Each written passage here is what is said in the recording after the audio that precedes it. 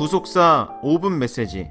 오늘의 말씀은 구속사 시리즈 제5권 영원한 언약의 약속 내용 중 존귀한 사람의 창조 세 번째가 되겠습니다. 지난 시간에 우리는 삼위일체 하나님의 창조의 역사에 대해서 살펴보았습니다. 이 시간에는 모든 창조의 중심이 되는 사람의 창조에 대해 살펴보며 하나님의 은혜를 나누도록 하겠습니다. 영국 최고의 세계적인 문호 셰익스피어는 이러한 말을 남겼습니다. 사람은 얼마나 위대한 작품인가. 이것은 세계의 미, 즉 아름다움이요 만물의 영장이다.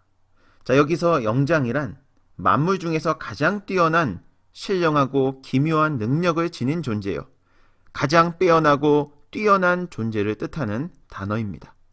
그러므로 사람은 피조물 가운데 하나님의 창조의 뜻을 성취해야 할 책임과 의무가 주어진 으뜸가는 존재인 것입니다.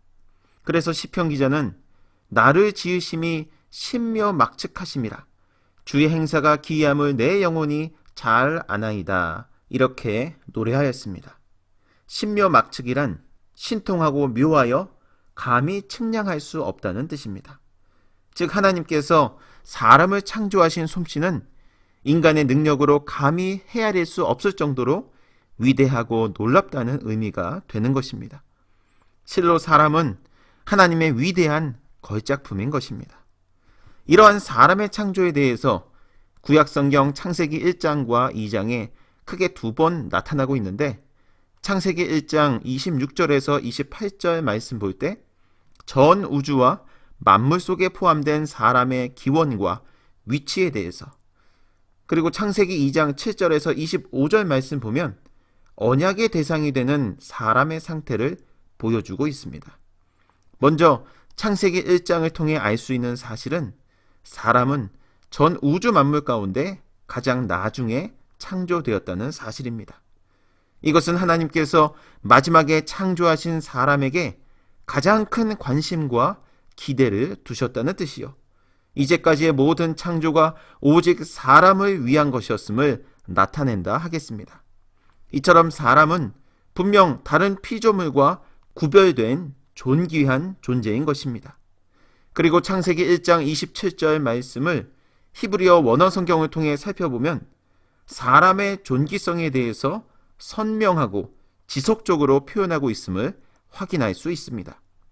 창세기 1장 27절 말씀, 하나님이 자기 형상 곧 하나님의 형상대로 사람을 창조하시되 남자와 여자를 창조하시고. 자, 이 말씀을 히브리어 원어 성경대로 번역한다면 이렇게 번역할 수 있겠습니다. 하나님께서 그 사람을 창조하시되 자기 형상 곧 하나님의 형상대로 그를 창조하시니 그들을 남자와 여자로 창조하시니라.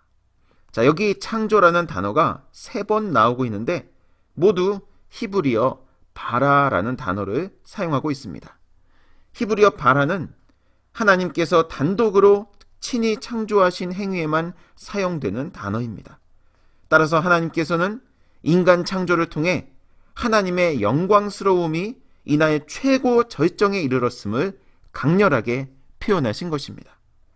사랑하는 성도 여러분, 저와 여러분이 바로 그 어떤 만물보다도 하나님의 관심이 집중된 상태에서 창조된 존귀한 피조물이요, 하나님의 위대한 걸작품이라는 사실 믿으시길 바라겠습니다. 오늘 하루 세상 풍파로 인해 좌절하고 낙심되는 상황이 펼쳐진다 할지라도 내가 바로 하나님의 관심 속에 있는 위대한 걸작품이라는 사실 믿으시고 하나님만 바라보며 승리하는 저와 여러분 모두가 되시길 주님의 이름으로 축원합니다.